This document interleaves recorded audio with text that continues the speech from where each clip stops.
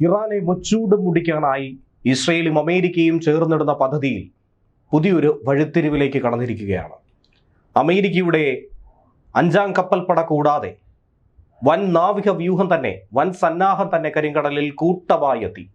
വളരെ നിർണായകമായ പല നീക്കങ്ങളും ഇതിനിടയിൽ പദ്ധതിയിട്ടു.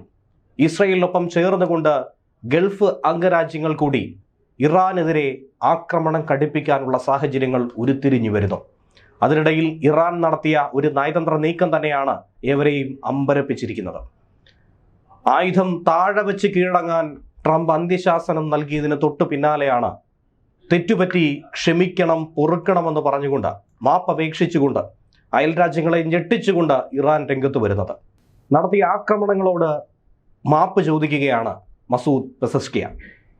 ആക്രമിച്ചതൊന്നും തന്നെ മനഃപൂർവ്വമായിരുന്നില്ല, മറിച്ച് അതൊരു പ്രതിരോധമായിരുന്നു എന്ന വിശദീകരണമാണ് നൽകുന്നത്. പശ്ചിമേഷ്യയിൽ ഉടനീളമുള്ള അമേരിക്കൻ സൈനിക സന്നാഹങ്ങളെ ആക്രമിക്കാൻ തന്നെ ഇതിനിടയിൽ ഇറാൻ ലക്ഷ്യമിടുന്നു എന്നുള്ള വാർത്തയും പുറത്തു വരുന്നുണ്ട്. ഇതൊരു കീഴടങ്ങലല്ല, മറിച്ച് ഇസ്രയേലുമായി ഗൾഫ് രാജ്യങ്ങൾ ചേരാതിരിക്കാനുള്ള തന്ത്രപരമായ നീക്കം. അതിനിടയിൽ തന്നെ അമേരിക്കയെ എങ്ങനെ ലക്ഷ്യം വെക്കണമെന്ന് ഇറാൻ പദ്ധതിയിട്ടിരിക്കുന്നു, റഷ്യയുമായി ചേർന്നുകൊണ്ട്. രഹസ്യാന്വേഷണ വിവരങ്ങൾ റഷ്യ ഇറാന് വേണ്ടി പങ്കുവെക്കുന്നുവെന്ന വിവരമാണ് അന്താരാഷ്ട്ര മാധ്യമങ്ങൾ പുറത്തുവിട്ടത്.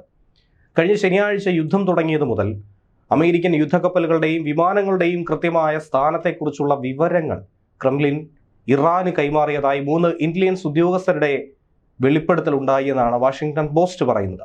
നിമിഷ നേരങ്ങൾക്കുള്ളിൽ ഇറാൻ കീഴടങ്ങുക, നിങ്ങളുടെ സമയം എണ്ണപ്പെട്ട് കഴിഞ്ഞിരിക്കുന്നു, IRGCയും ഇറാനിയൻ സൈന്യവും ആയുധം താഴെ വയ്ക്കണം എന്നാണ് ട്രംപിന്റെ അന്ത്യശാസനം.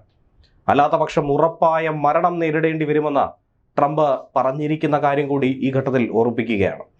അമേരിക്കയുടെ സൈനിക നടപടികൾ തുടങ്ങിയിട്ടേ ഉള്ളൂ എന്നാണ് പ്രതിരോധ സെക്രട്ടറി പീറ്റ് ഹെഗ്സത്തും പറയുന്നത്. ശരിയായ സൈനിക നടപടികൾ വരും ദിവസങ്ങളിൽ കാണുമെന്നാണ് പീറ്റ് ഹെഗ്സത്തിന്റെ മുന്നറിയിപ്പ്. ഇറാന്റെ അടുത്ത നേതാവിനെ തിരഞ്ഞെടുക്കുന്നതിൽ തനിക്ക് ഇടപെടേണ്ടി വരുമെന്നാണ് ട്രംപ് പറഞ്ഞിരിക്കുന്നത്. നിലവിൽ ഇറാനിലേക്ക് അമേരിക്കൻ കരസേനയെ അയക്കാനുള്ള കാര്യം പരിഗണനയിലില്ല, മറിച്ച് വ്യോമ നാവിക സേനകൾ തന്നെയാണ് ഇറാനെ ആക്രമിക്കാൻ മുൻപന്തിയിലുള്ളത്. ഗൾഫ് രാജ്യങ്ങൾക്ക് നേരെ ഇറാൻ ആക്രമണം ശക്തമാക്കിയ ഒരു ഘട്ടമായിരുന്നു ഇന്നലെ രാത്രി നാം കണ്ടത്. ബഹ്റൈൻ തലസ്ഥാനമായ മനാമയിലും ഇറാനിയൻ മിസൈലുകൾ ഒരു ഹോട്ടലിലും 2 പാർപ്പിട സമുച്ചയങ്ങളിലുമാണ് വന്ന് വീണത്.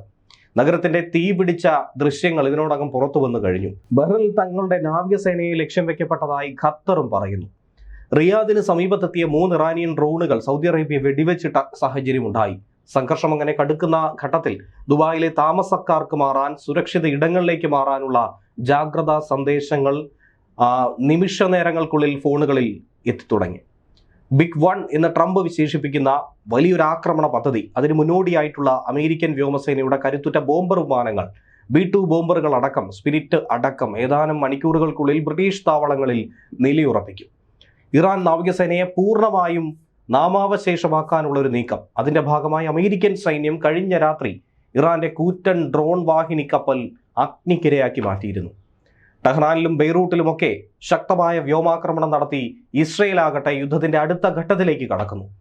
ടെഹ്റാനിലെ കോമ്പൗണ്ടിന് താഴെയുള്ള ആയത്തുള്ള ഖമനിയുടെ സൈനിക ബങ്കർ തകർത്ത നിമിഷത്തിന്റെ ചില ദൃശ്യങ്ങൾ IDFും പുറത്തുവിട്ടതാണ്. ഈ ഘട്ടത്തിൽ തന്നെയാണ് ഗൾഫ് രാജ്യങ്ങൾക്കെതിരായ ആക്രമണം അവസാനിപ്പിക്കുന്നുവെന്ന് ഇറാന്റെ പ്രഖ്യാപനമുണ്ടായത്. ഇറാന്റെ ഇടക്കാല നേതൃ കൗൺസിലാണ് ഈ തീരുമാനം പുറത്തുവിട്ടത്. ഗൾഫ് രാജ്യങ്ങളോട് മാപ്പ് ചോദിച്ചുകൊണ്ടായിരുന്നു ഇറാൻ പ്രഖ്യാപനം നടത്തിയത്. ഗൾഫ് രാജ്യങ്ങൾ കേന്ദ്രമാക്കി തങ്ങൾക്ക് നേരെ ഇനി ആക്രമണം ഉണ്ടായില്ലെങ്കിൽ ഈ രാജ്യങ്ങളെ ആക്രമിക്കില്ല എന്നാണ് ഇറാൻ പ്രസിഡന്റ് മസൂദ് പെസഷ്കിയാൻ ഔദ്യോഗിക ചാനലിലൂടെ പ്രസ്താവന പുറത്തുവിട്ടത്. എന്നാൽ അമേരിക്കയെ സംബന്ധിച്ച് ആക്രമണത്തിനായി അമേരിക്കൻ ബേസുകൾ, അത് ഈ വിദേശ രാജ്യങ്ങൾ, പ്രത്യേകിച്ചും ഗൾഫ് രാജ്യങ്ങളിലൊക്കെ നിലയുറപ്പിച്ചിരിക്കുന്ന ഘട്ടത്തിൽ ഒരു തരത്തിലും ഈ മാപ്പിന് യാതൊരു പ്രസക്തിയും മുന്നിൽ കാണുന്നില്ല. ഇസ്രയേലിനും അമേരിക്കയ്ക്ക് മുന്നിൽ കീഴടങ്ങില്ല ഇറാൻ എന്നാണ് പെസഷ്കിയാൻ പറയുന്നത്. അമേരിക്ക ഇസ്രയേൽ ആക്രമണത്തിൽ ഇറാൻ പരമോന്നത നേതാവ് ആയത്തുള്ള അലി ഖമനേയി കൊല്ലപ്പെട്ടതിന് പിറകെ ഗൾഫ് രാജ്യങ്ങളിലെ അമേരിക്കൻ വ്യോമതാവളങ്ങളെ ഇറാൻ ലക്ഷ്യം വെച്ചത് ഇതുവരെയും അവസാനിപ്പിച്ചിട്ടില്ല. ഇതുതന്നെയാണ് ഈ മേഖലയിലെ കടുത്ത സംഘർഷാവസ്ഥയും അനിശ്ചിതത്വവും പടരാനായി ഇടയാക്കിയത്. Saudi Arabia, UAE, Qatar, Bahrain, Oman, Kuwait അടക്കമുള്ള രാജ്യങ്ങളെ ഇറാൻ ആക്രമിച്ചു. ഹോർമുസ് കടലിടുക്ക് അടച്ചുപൂട്ടുകയും ചെയ്തു. 100 കണക്കിന് കപ്പലുകൾ കടലിൽ പെട്ടുകിടക്കുന്നു. ഒമാൻ തുറമുഖങ്ങൾക്കും ഇന്ധന ടാങ്കറുകൾക്കും നേരെയും ഇറാൻ ആക്രമണം അഴിച്ചുവിട്ടു. ഇസ്രയേൽ US ആക്രമണത്തിന് പിന്നാലെ തന്നെ ഗൾഫ് രാജ്യങ്ങളിലെ അമേരിക്കൻ സൈനിക കേന്ദ്രങ്ങളിലേക്ക് ഇറാൻ നിരന്തരം ആക്രമണം നടത്തിയതിനു പുറകെയാണ് ഈ ക്ഷമാപണം നടത്തിയിരിക്കുന്നത്. ഇറാൻ ആക്രമണം നടത്തിയത് പ്രതിരോധത്തിന്റെ ഭാഗമായുള്ള പ്രത്യാക്രമണമായിരുന്നുവെന്നാണ് മസൂദ് പെഷസ്കിയാന്റെ വിശദീകരണം. നിരുപാധികം കീഴടങ്ങണമെന്ന ഇറാന്റെ ആവശ്യം മസൂദ് പെഷസ്കിയാൻ വീണ്ടും തള്ളിയിരിക്കുന്നു. മറ്റു രാജ്യങ്ങളെ ആക്രമിക്കാൻ ടെഹ്റാൻ ഉദ്ദേശമില്ലെന്നാണ് അദ്ദേഹം പറയുന്നത്. അയൽ രാജ്യങ്ങൾക്കെതിരെ ഇനി ആക്രമണമില്ല, പക്ഷേ ആ രാജ്യങ്ങളിൽ നിന്നും ഒരു കാരണവശാലും ഇറാന് നേരെ ആക്രമണം ഉണ്ടാകരുത്, അല്ലാത്ത പക്ഷം വിക്ഷേപണങ്ങൾ നടത്തില്ല. താൽക്കാലിക നേതൃത്വ സമിതി ഇക്കാര്യം അറിയിച്ചു എന്നാണ് അദ്ദേഹം വ്യക്തമാക്കുന്നത്. അടുത്തിടെ നടന്ന ആക്രമണങ്ങളിൽ ബാധിക്കപ്പെട്ട പ്രാദേശിക സർക്കാരുകളോടും അദ്ദേഹം ക്ഷമാപണം നടത്തിയിട്ടുണ്ട്.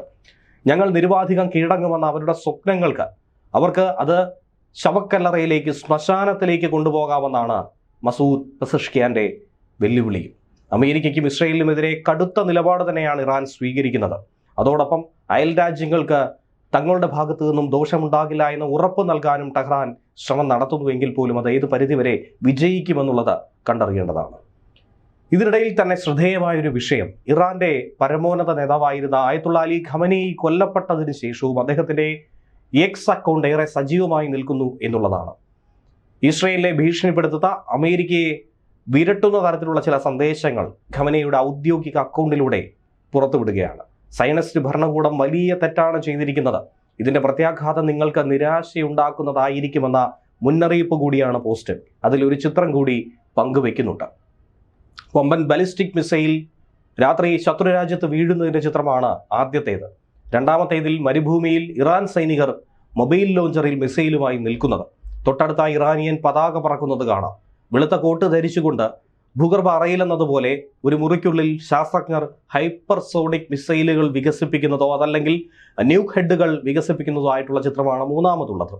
ഫെബ്രുവരി 28-നാണ് ഖമനേയി കൊല്ലപ്പെട്ടതിന് ശേഷം അക്കൗണ്ടിലെ ബയോ ഇസ്ലാമിക് റവല്യൂഷനിലെ രക്തസാക്ഷിത്വം വരിച്ച നേതാവ് എന്നാക്കി മാറ്റിയത്. ഖമനേയുടെ മരണത്തിന് പുറകെ തന്നെ ഇസ്രയേലും അമേരിക്കയിലുമായി ഒട്ടനവധി ബാലിസ്റ്റിക് മിസൈലുകൾ ഇറാൻ അയച്ചതിന് പിന്നാലെയാണ് ഇത്തരത്തിലുള്ള ഭീഷണിയും നിലനിൽക്കുന്നത്.